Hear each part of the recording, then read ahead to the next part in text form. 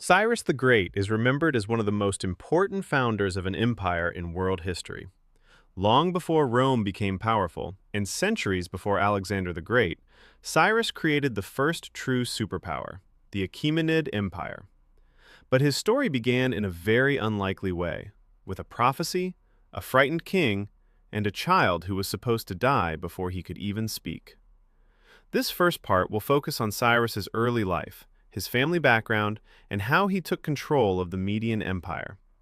It will show how an ordinary boy from the Persian tribes became a ruler whose name still appears in history books today. Around 600 BCE, the Middle East was dominated by several strong kingdoms. The most powerful were the Median Empire, ruled from the Iranian plateau, the Babylonian Empire controlling Mesopotamia, the Kingdom of Lydia in what is now Turkey. The Persian tribes existed, but they were small and considered less important. They lived in a region called Persis, modern-day Fars in Iran. They had their own kings, but those kings served the Medes. At this time, the Medes were the dominant Iranian people. Their king, Astyages, ruled a large and wealthy territory. To him, the Persians were loyal but minor allies, not a threat. Astyages had no reason to worry, until one day a strange dream changed everything. According to ancient Greek historians like Herodotus, King Astyages had a nightmare. In his dream, his daughter, Mandane, gave birth to a child. That child grew like a vine. The vine spread across all of Asia and it overshadowed Astyages' entire kingdom. Astyages woke up terrified. To him, the message was clear. Mandane's child would one day overthrow him. To prevent this, Astyages decided that Mandane should not marry a powerful noble or a foreign prince. Instead, he arranged her marriage to Cambyses I, a minor Persian ruler. Cambyses was respected, but his status was nowhere near the great kings of the region. Astyages assumed that a child from this marriage would never become powerful enough to threaten him. But the prophecy would not be so easy to escape. Mandane eventually gave birth to a boy, Cyrus. When Astyages heard the news, the old fear returned. He had another dream. This time, water poured from Mandane's body and flooded all of Asia. Again, he interpreted it as a warning. So, according to the legend, Astyages gave a brutal order. The baby must be killed. He summoned a trusted court official, Harpagus, and commanded him to take the newborn child and end his life.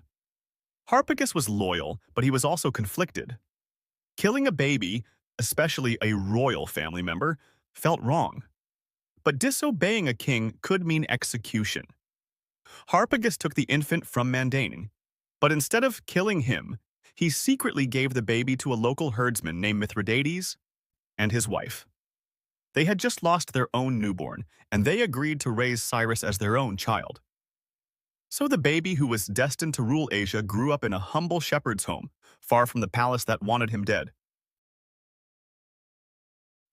Cyrus grew up in the rural mountains of Persia. He herded animals, played with local village children, and lived a very simple life. However, even as a child, something about him stood out.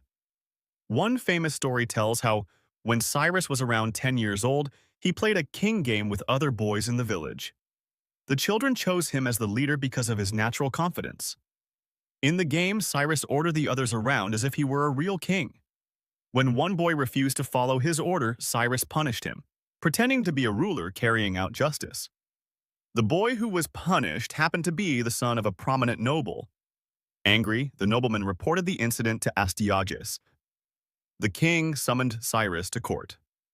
When Astyages saw the boy, he noticed something familiar. The boy looked like Mandane. After questioning him, Astyages realized the truth. This was the grandson he had ordered to be killed. But instead of following through with the original plan, Astyages changed his mind. Perhaps he believed fate could not be stopped. Or perhaps he worried about the loyalty of the nobles. Either way, he allowed Cyrus to return to his real parents, Mandane and Cambyses. Cyrus grew up knowing both worlds, the humble life of a shepherd and the world of Persian nobility. This experience shaped the leadership style he would later be known for. As Cyrus entered adulthood, the political situation became increasingly tense. Persia remained a vassal state under the Medes. Cambyses ruled the Persian tribes, but Astyages was still the ultimate king. However, Astyages' rule had begun to weaken. Some nobles were unhappy. Others felt the Medes were losing influence. Most importantly, the Persians were growing stronger. Cyrus, now a charismatic and respected young leader, became the focus of Persian hopes. Even as a prince, he showed wisdom, military skill, and fairness. The turning point came when Harpagus, the same noble ordered to kill Cyrus, secretly contacted him. Harpagus had never forgiven Astyages. Years earlier, when the king found out that Harpagus had disobeyed him, Astyages punished him in a horrifying way. Harpagus lost his child, and his hatred ran deep. Now he wanted revenge, and he believed Cyrus could help him achieve it. Harpagus secretly sent a message to Cyrus. To avoid detection, the message was hidden inside the body of a recently killed animal, delivered as if it were ordinary food. The message urged Cyrus to rise against Astyages. Harpagus promised that many Median nobles would support him. Cyrus agreed. His chance had come. He rallied the Persian tribes, using a combination of diplomacy, promises of better treatment, and genuine personal charisma. Many Persians joined him eagerly. When Astyages learned of the rebellion, he laughed at first. He thought Cyrus was just a boy who had forgotten his place. He gathered his army and sent one of his generals to crush the rebellion. But this is where the situation changed dramatically.